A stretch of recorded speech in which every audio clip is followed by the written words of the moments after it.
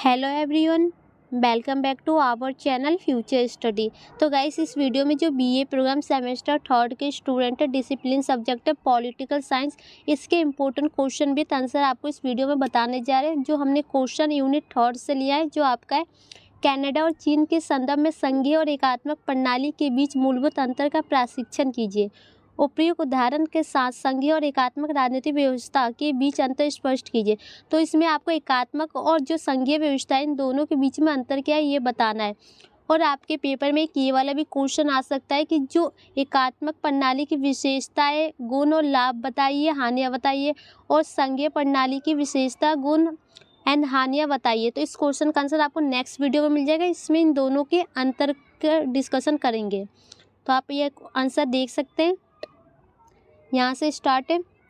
एकात्मक और संघात्मक शासन प्रणाली के बीच निम्नलिखित बातों के आधार पर स्पष्ट किया जा सकता है अंतर। फर्स्ट पॉइंट आपका शक्ति और कार्यों का विभाजन। हेडिंग डाल के इसी टाइप से आपको पेपर में लिखना है, जो ब्लू कलर का लिखा है। एकात्मक शासन में शक्ति का केवल केंद्रीय सरकार होती है।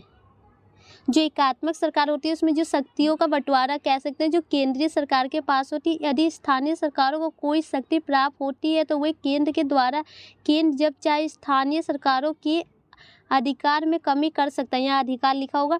तो मतलब कि एकात्मक सरकार में ये होता है ना, जो सारी शक्तियाँ किसके पास होती है, केंद्र के पास होती है। और जो केंद्र सरकार है ना, जब चाहे उसमें कमी कर सकता है, उसमें बदलाव कर सकता है एंड या वृद्धि कर सकता है। ठीक है।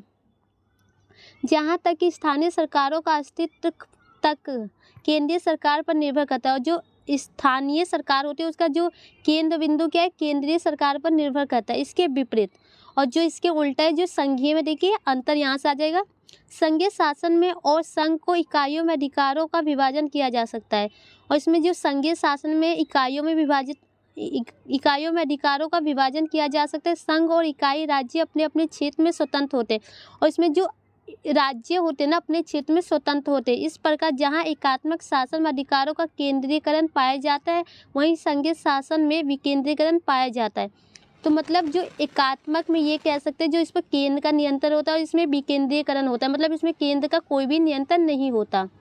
तो एक अंतर आपको ये समझ में आ गया, जो शक्तियों का विभाजन किस टाइप से होता है और कार्यों का। सेकेंड पॉइंट है स्थानीय सरकारों की स्थिति। अब उनकी स्थिति किस टाइप के होती है। एकात्मक शासन में इकाई अथवा प्रांत पूरी तरह से केंद्र के अधीन होते हैं। और इसमें जो एकात्मक में केंद्र के अधीन होते हैं, उनके अधीन ही होकर कोई भी कार्य कर सकते हैं। उनका अपना कोई अस्तित्व नहीं होता, उनका कोई अस्तित्व नहीं, अपनी पहचान नहीं है। वे तो एक प्रकार से केंद्र सरकार के एजेंट के रूप में कार्य करते हैं। जो एकात्मक सरकार के लोग क्या करते हैं, एजेंट के रूप में, जो मतलब वहाँ के कार्य करते हैं सरकार के।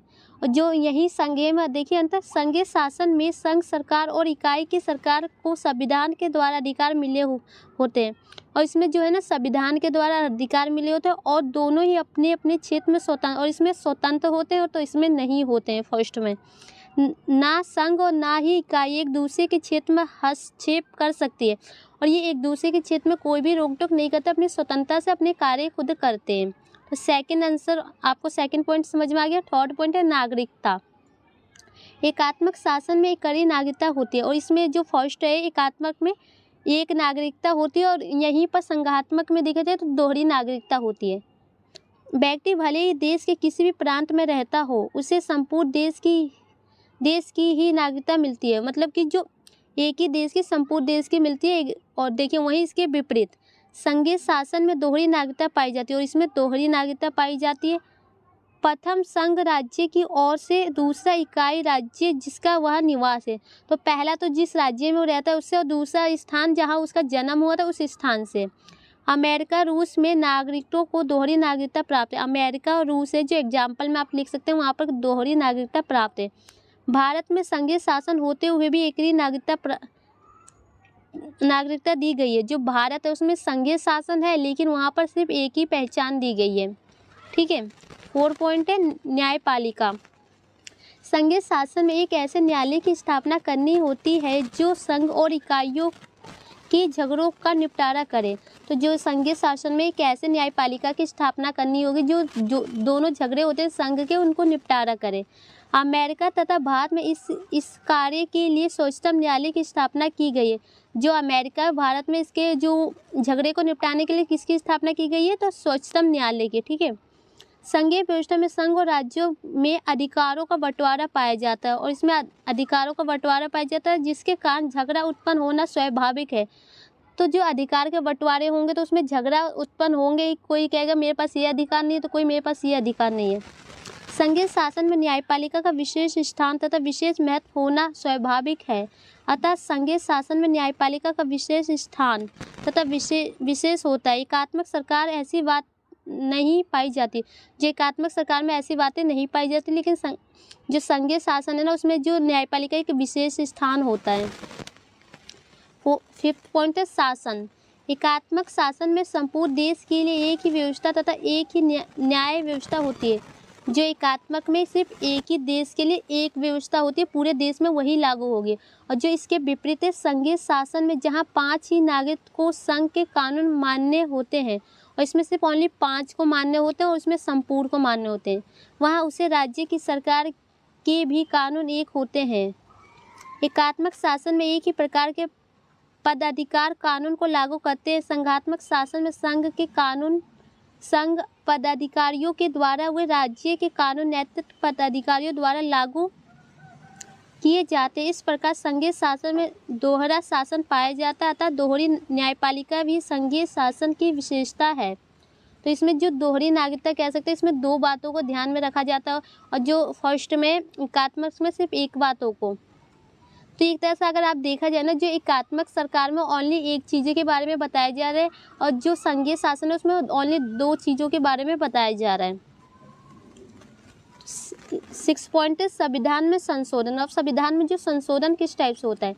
संघीय संविधान कठोर होता है। जो संघीय का उसका संविधान है कठोर होता है। इसके संशोधन की प्रक्रिया साधारण कानून बनाने की प्रक्रिया थे भिन्न होती है। मतलब कि जो इसका है ना एक कठोर होता है, जो इसमें कानून बनाते हैं उसमें जो भी चेंजिंग होती है उसकी प्रक्रिया होती है वो कठोर होती है।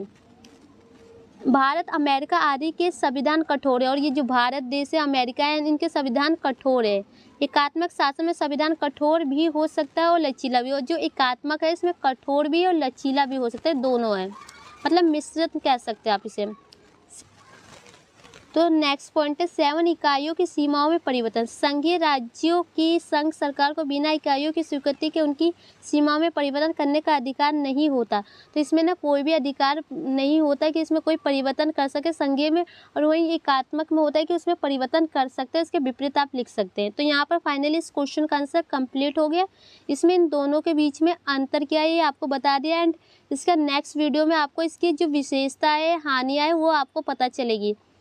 ठीक है, तो वीडियो को शेयर कीजिए। Thank you.